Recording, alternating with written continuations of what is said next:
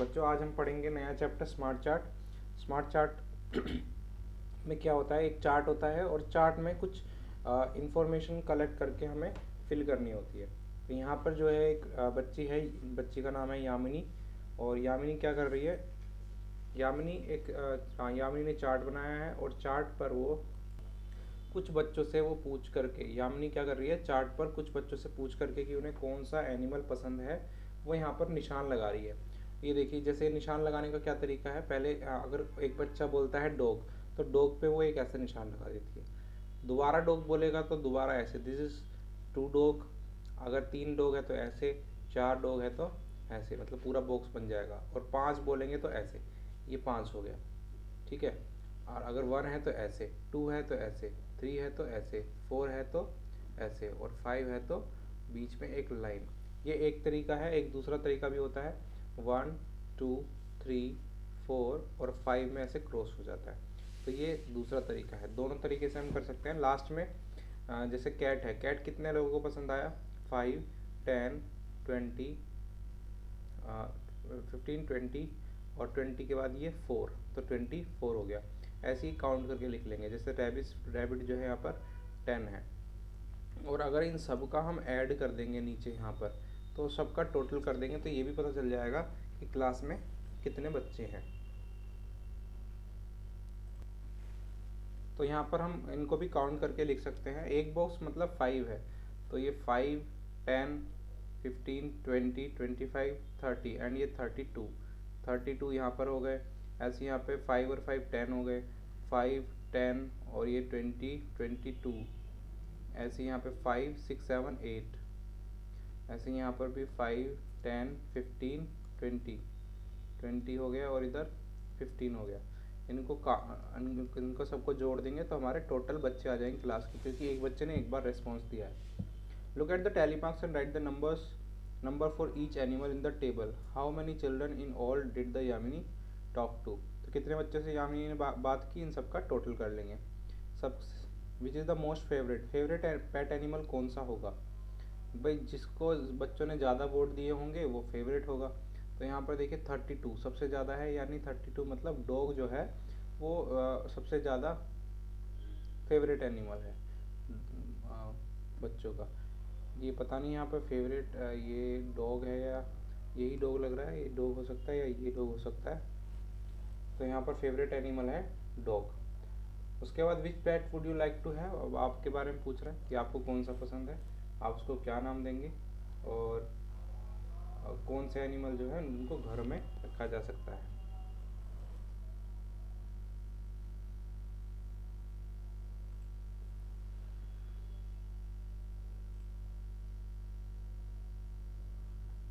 Making tally marks on the road. Sumita stood on the road for half an hour and counted the number of vehicles passing by. She made a tally marks for each vehicle. This helped her in counting quickly the total number of vehicle in each group. यहाँ पर ये जो है road के side में खड़ी हो गई बच्ची और एक काउंट करने लगी व्हीकल्स को काउंट करने के बाद ये यहाँ पर निशान लगाने लगी कि कौन सा व्हीकल कितनी बार आया है।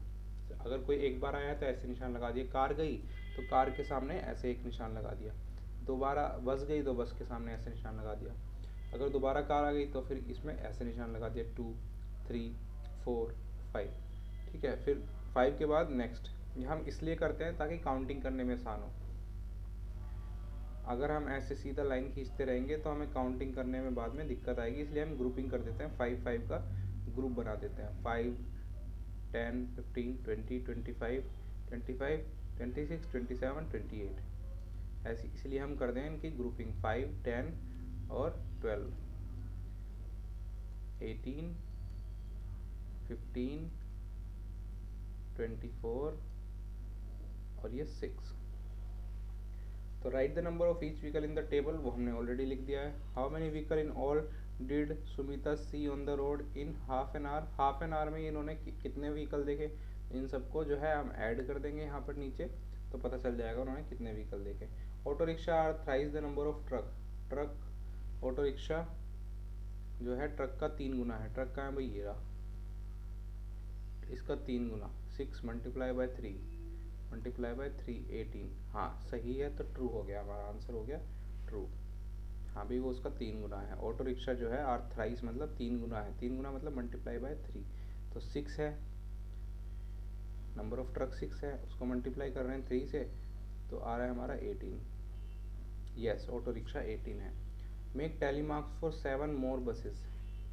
बसेस कहाँ है, ये रही 7 मोर बसेस के लिए हम अगर टैली मार्क बनाएं तो कैसे बनाएंगे भाई? एक तो हम 5 तो ऐसे ही बना देंगे, 1 2 3 4 5, और फिर 5 के बाद हम बनाएंगे ऐसे 6 7, तो ये हमने एक्स्ट्रा बना दिए 5 और 2 7 एक्स्ट्रा हमने बना दिए tally mark. Helping hands. In the EVS period, the teacher asked children whether they help their parents at home. There were different answers. Children named the work in which they helped their parents the most. The teacher collected their answers and made a table. देखिए teacher ने एक table बना दी कि कौन से बच्चे जो हैं किस काम में पेरेंट्स की हेल्प करते हैं। तो यहाँ पर going to the market, washing utensils, washing clothes, making serving food, cleaning the house. ठीक है, तो ये सब बच्चों ने जो है हेल्प की है। टोटल चिल्ड्रन, इनको हम ऐड कर लेंगे। उसके बाद कुछ क्वेश्चंस आपसे पूछे जाएंगे इसके बिहाफ पर, जैसे now you can fill the chapati chart to show the numbers given in the table. अब आप चपाती चार्ट बनाएंगे, उसी को लेकर के आप उसी ऊपर वाले डाटा को लेकर के चपाती चार्ट बनाएंगे। पहले इसको हम क्या करते हैं, ऐड कर लेते हैं। 5 5 10 13 20, 20 का आ गया 0, ऊपर आ गया 2, 2 और 4 6 7 8 9 एंड 10, तो टोटल कितने लोग हो गए, 100 हो गए, 100 बच्चे हो गए। 100 बच्चे के बाद चपाती चार्ट बनाना है। ये जो चपाती चार्ट होता है ये पूरा अपने आप में कंप्लीट होता है, ये पूरा अपने आप में कंप्लीट है। इसका हाफ का मतलब बच्चे भी हाफ, अगर हम इसका हाफ कर रहे हैं इसका मतलब हाफ बच्चे हैं, यानी इस पोर्शन में 50% आ जाता है। अगर हाफ का भी हाफ कर रहे हैं मतलब दिस इज 25, और ये जो है अब 25 के भी हाफ कम, 25 में से भी कम कर रखा है, इसका मतलब ये 25 से भी छोटे हिस्से हैं। तो यहाँ पे देखिए सबसे बड़ा हिस्सा यहाँ पर क्या है, सबसे पहले हम क्या देखेंगे, बड़ा हिस्सा, सबसे बड़ा हिस्सा। यहाँ पे देखिए सबसे बड़ा हिस्सा कौन सा है, ये ग्रीन वाला है। तो ऊपर फिर हम देख लेंगे कि सबसे बड़ा जो हिस्सा है यहाँ पर कौन सा है। तो यहाँ पर सबसे बड़ा है 25, मेकिंग सर्विंग फूड, नहीं उससे भी बड़ा है गोइंग टू द मार्केट। तो 47 जो लोग बच्चे हैं 100 में से, वो क्या कर रहे हैं, गोइंग टू द मार्केट, ये सबसे बड़ा हिस्सा है। और सबसे छोटा हिस्सा क्या है, 3, washing clothes. Going to the market और वॉशिंग क्लोथ्स, तो हमें पता चल जाएगा कि ये वाला जो हिस्सा है ये गोइंग टू द मार्केट है और ये वॉशिंग क्लोथ्स है। ये सबसे बड़ा हिस्सा है और ये सबसे छोटा हिस्सा है। उसके बाद जो है हम चेक कर सकते हैं,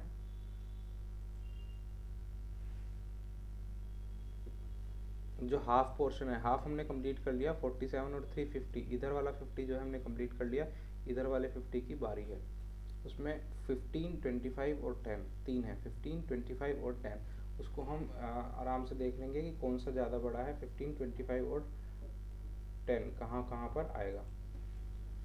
अब ये देखिए कौन सा बच्चा है, ये 15 25 और 10। अब हम खुद देखेंगे कहाँ कहाँ हम भर सकते हैं। ये 10 तो इन्होंने ऑलरेडी भर दिया है।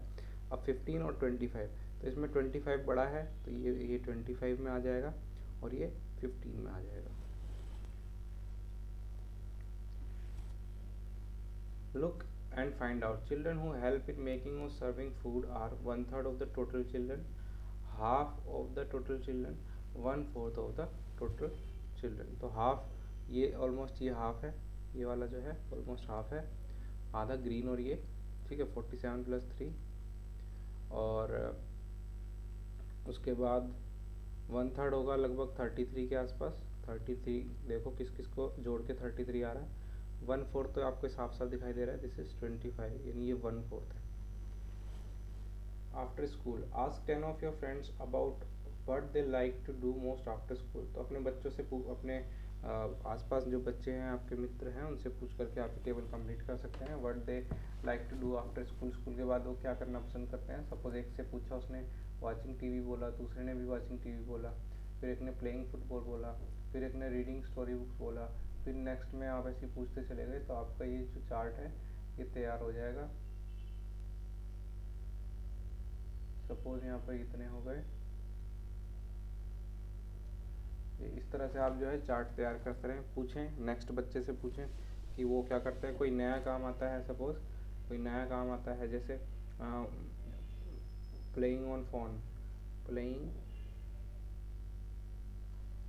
On phone, playing on phone. अगर आप कहेंगे कि फ़ोन पे खेलते हैं, मोबाइल पे खेलते हैं, अगर यहाँ पे आप नया एक कॉलम ऐड कर सकते हैं, यहाँ पर भी आप बना सकते हैं। लास्ट में इनको यहाँ पर ऐड भी कर सकते हैं कि टोटल हमारे कितने बच्चे हो गए, जैसे 5 और 6 7, ये 7 हो गए। ठीक है, ऐसे ही आप काउंट कर सकते हैं किसके कितने बच्चे हो गए। उसके बाद आप क्वेश्चंस के आंसर भी, क्वेश्चंस भी फ्रेम कर सकते हैं कि कौन सा काम जो है सबसे ज़्यादा गन जाने के बाद होता है, तो जो सबसे ज़्यादा आएगा वो सबसे ज़्यादा होता है।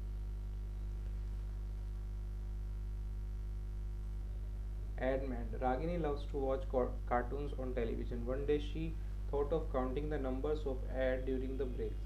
She found that in each break there were 14 advertisements. In 10 of those ads there were children as actors. तो उसने 14 एडवर्टाइजमेंट देखे, एक ब्रेक में 14 एडवर्टाइजमेंट देखे, और 14 में से जो है 14 में से जो है 10 ऐड में जो है बच्चे जो है काम कर रहे थे, एडवर्टाइजमेंट जो है बच्चे कर रहे थे। why do you think that children are used in so many ads? क्योंकि क्यों हो सकता है ये, आप सोचेंगे आंसर हो सकता है कि क्योंकि टीवी की जो है वो बच्चे देख रहे हैं, इसलिए जो ऐड है वो भी ऐड में भी जो है बच्चों का इस्तेमाल किया जाता है। बच्चे जो हैं पार्टिसिपेट करते हैं ऐड में, वही एक्टर बनते हैं। Use tally marks to count the number of ad during a short break in a programme. तो आप जब एक ऐड आएगा तो ऐसे निशान लगाएंगे, दूसरा ऐड आएगा ऐसे, तीसरा, चौथा, पाँचवा, छठा, सातवां, आठवां, नौवां, 10वां, 11वां, 12वां, 13वां, 14वां, ऐसे 14 ऐड आएंगे तो आप ऐसे निशान लगाएंगे। Were there ads during the news programme? News programme में भी ऐड आते हैं, हाँ आते हैं, हर प्रोग्राम में ऐड आते हैं। Try yourself. Next time when you watch your favourite TV programme, count the number of advertisement during each break. Use telemarks. Put a dot below the tally when you find children in any advertisement. Compare with your friend. Do you get different answers? तो आप जो है दोबारा add को देख सकते हैं और टैली मार्क के साथ में जो है डॉट लगा सकते हैं, जैसे यहाँ पर डॉट लगा सकते हैं, जिसमें अगर मान लो आपने यहाँ पे एक निशान लगाया, अगर उस टीवी में जो एडवर्टाइजमेंट बच्चा कर रहा है तो नीचे एक डॉट। ठीक है, अब मान लो फिर दोबारा इस वाली लाइन जब आपने खींची तब वो भी एक बच्चा था, एक और डॉट, उससे आपको जो है पता चलता रहेगा कि कितने बच्चे आए। जैसे यहाँ पर देखिए 5 6 7 8 ऐड है, और 8 में से 1 2 3 जो है 3 में से या 8 में से 3 में बच्चों ने काम किया है।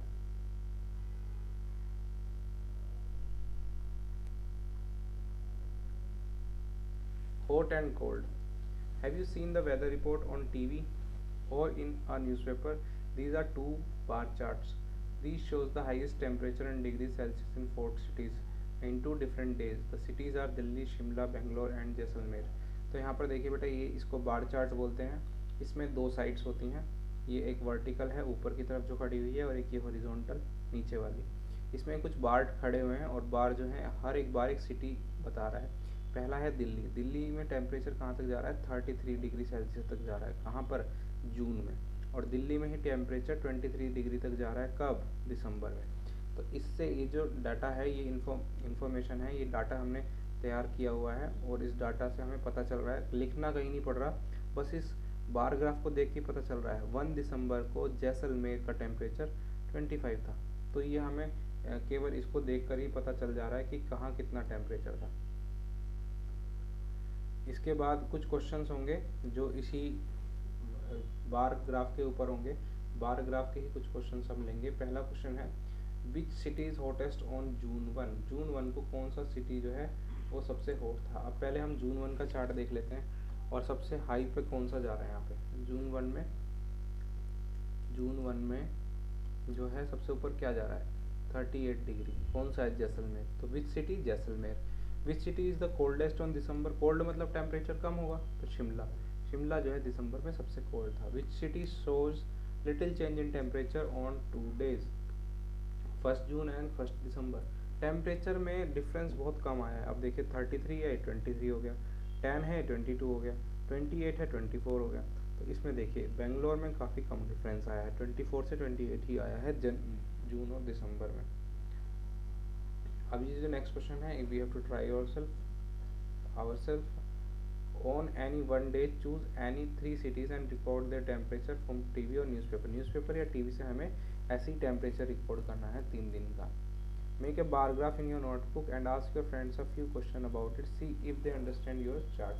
तो ऐसे ही आपको भी एक चार्ट क्रिएट करना है और चार्ट को अपने फ्रेंड को दिखाना है और उसमें उनसे कुछ प्रश्न पूछने हैं।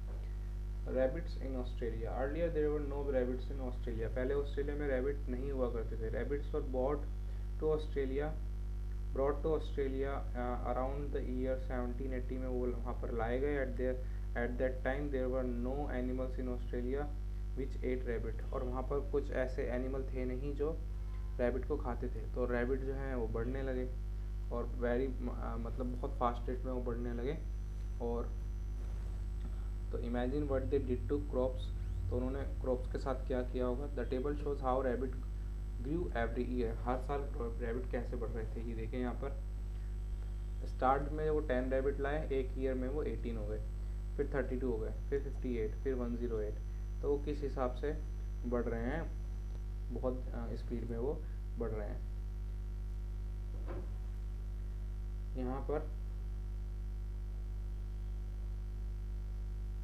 यहाँ पर एक पर्टिकुलर वे से बढ़ रहे हैं। जैसे अगर मैं देख पा रहा हूँ तो यहाँ पर 10 का देखिए 10 है ना, नेक्स्ट ईयर 20 से 2 कम हो गए, 20 से 2 कम। यहाँ पर 18 है, 18 का डबल, हाँ 36 से 4 कम। ऐसे ही 32 का डबल 64 से 6 कम। इस टाइप से ये बढ़ते जा रहे हैं। तो हम आगे का भी यहाँ पर आइडिया लगा सकते हैं। जैसे 58 का डबल करेंगे उससे 8 कम कर देंगे, 108 का डबल कर देंगे और उससे 10 कम कर देंगे। तो 108 का डबल क्या होगा, 216, 206 हो जाएगा। तो हमारा यहाँ पर 206 का डबल करेंगे 412 हो जाएगा। 412 में से 12 माइनस करेंगे तो 400 के आसपास हो जाएंगे। After each year the number of rabbit was little less than double the number of rabbits in the last year. Double करेंगे और डबल से थोड़े से कम जो है रैबिट्स हो रहे थे। जैसे यहाँ पे 10 का डबल कर दिया 20, और 20 से थोड़े से कम यानी 18 रैबिट्स हो गए थे। Double the numbers in last year, तो a little less than double the number, ये हमारा आंसर होगा। नेक्स्ट क्वेश्चन है हमारा, इसके बाद at the end of 6 year the number of rabbits were close to, तो हमने अभी निकाल लिया था 400। After which year the number of rabbits crosses 1000, तो 400 है, 400 का डबल कर लो, 400 का डबल हो जाएगा 800। ठीक है, 800 यानी 2 साल बाद और 2 साल बाद जो है 6 7 8 साल बाद जो है रैबिट जो है 1000 को क्रॉस कर जाएंगे। Family tree, Madhav went to wedding along with his parents. He met many relatives there, but he didn't know everyone. He met his mother's grandfather, but found that her grandmother is not alive. He also found that her grandmother's mother is still alive, and is more than 100 years old. Madhav got confused. He couldn't imagine his grandmother's mother. So Madhav's made a family tree for him. Madhav जो है party में गया और अपने generation के लोगों को देख कर के कन्फ्यूज़ हो गया, इसलिए उसकी मम्मी ने उसको चार्ट बना के दे दिया। ये माधव है, ये फर्स्ट माधव है। माधव फिर ये सेकंड जनरेशन में उसके माता पिता हो गए। थर्ड जनरेशन में माता पिता के भी माता पिता, माधव की, क्योंकि वो मम्मी के वहाँ पर गए थे तो मम्मी के पापा और ये मम्मी की मम्मी। ठीक है, शोभना उसकी मम्मी का नाम था और ये मम्मी की मम्मी है और ये मम्मी के फादर है। अब जो मम्मी की मम्मी है उसके मम्मी पापा भी अभी दोनों हैं। ठीक है, और जो मम्मी के पापा हैं उनके केवल पापा हैं। ठीक है, उनकी मम्मी नहीं है, लेकिन उनकी मम्मी की मम्मी अभी जिंदा है। इधर देखते हैं, शोभना की जो मम्मी है यानी इसकी जो दादी है उसकी मम्मी भी अभी जिंदा है, और उनके जो ये हैं ये अभी जिंदा नहीं है। ठीक है, तो हम क्या बोलते हैं, फिर पेरेंट्स बोलते हैं, फिर ग्रैंड पेरेंट्स बोलते हैं, फिर ग्रेट ग्रैंड पेरेंट्स बोलते हैं, फिर ग्रेट ग्रेट ग्रैंड पेरेंट्स बोलते हैं। तो ये हमारा फैमिली चार्ट है, आप अपना भी एक फैमिली चार्ट बना सकते हैं। Madhav mother helped him understand her family with the help of this drawing. You can also find out about your older generations using such a family tree. Answer these questions. How many grandparents in all does Shobhana have? शोभना के कितने grand parents हैं? तो मैंने यहाँ पर निशान लगा दिया था, तो आप देख सकते हैं यहाँ पर निशान मैंने लगाया है, ये पेरेंट्स हैं, ये ग्रैंड पेरेंट्स हैं, तो कितने हैं आप देख सकते हैं यहाँ पे 2 ग्रैंड पेरेंट्स हैं। उसके बाद ग्रेट ग्रैंड पेरेंट्स कितने हैं, 3 हैं, और यहाँ पर जो है एक 1 है, ये अलाइव है। बाकी का टोटल पूछेंगे तो ये 4 हैं और ये ऊपर 8 हैं। तो कौन अलाइव है, अलाइव पूछेंगे, टोटल पूछेंगे। तो यहाँ पे क्या पूछा है, हाउ मैनी, टोटल पूछे हैं। तो how many great great great grandparents in all, कितने हैं टोटल, 8 हैं। How many elders will be there in 7th generation, ऐसे ही आप 7th जनरेशन का आइडिया लगा सकते हैं। तो डबल होता जा रहा है, ठीक है, तो 7th जनरेशन में कितना तक पहुंच जाएगा। If he takes his family tree forward in which generation will he find 128 elders. तो हमारे एल्डर्स किस हिसाब से बढ़ रहे हैं, जैसे पहले फर्स्ट जनरेशन में वो है खुद, सेकंड जनरेशन में 2 है, थर्ड जनरेशन में 2 का डबल हो गया 4, 4 का डबल 8, 16, 32, 32 का डबल 64, 64 का डबल 128। तो थर्ड जनरेशन ये 4th, ये 5th, ये 6th, ये 7th और ये 8th जनरेशन में जा कर के 128 एल्डर्स हो जाएंगे, क्योंकि वो हर साल डबल हो रहे हैं।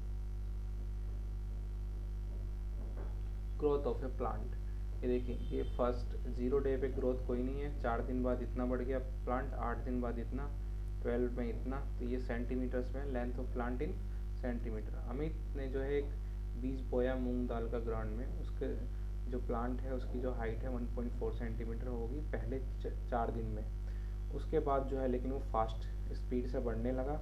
उसने उसकी हाइट को नापा हर 4 दिन बाद and put A dot on the chart. For example, if you look at the dot marked on 4th day, you can see on the left scale that it is 1.4 centimetre high. तो यहाँ पे उसने length जो है लिख ली है, बच्चे ने लेंथ को लिख लिया है। Now look at the height of each dot in centimeter and check from the table if it has marked the dots correctly. तो यहाँ पे उसने इस चार्ट में डॉट लगाई हैं, ये देखिए कहाँ पे डॉट लगाई, ये देखिए 1.4 पे उसने डॉट लगा दी। फिर उसने 5 पॉइंट समथिंग पे डॉट लगाई है, दिस इज 5, ठीक है। ऐसे ही यहाँ पर देखिए, यहाँ पर ये देखिए, ये दिस इज 9.5, 9 है, फिर 9.1 है, 9.2, 9.3, 9.4, 9.5, ठीक है। ये डॉट्स उसने लगा दी है, डॉट्स और उसने चार्ट दोनों बना लिए। कुछ क्वेश्चन है, between which days the length of the plant change the most, सबसे ज़्यादा जो लेंथ है वो कब बढ़ी है। तो देखो गैप देख लो यहाँ पर, ये गैप देखो, यहाँ पर गैप जो है वो ज़्यादा है, दोनों के बीच में गैप ज़्यादा है। तो 5 से और 10 के बीच में जो है ज़्यादा उसकी वो बढ़ी है।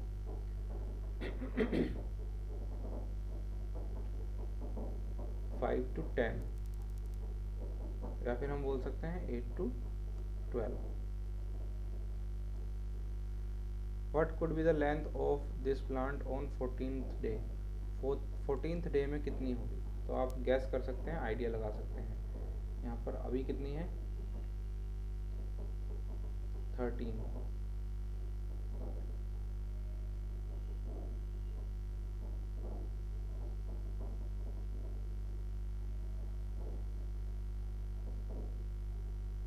हाँ, तो सबसे ज़्यादा कब बढ़ी है,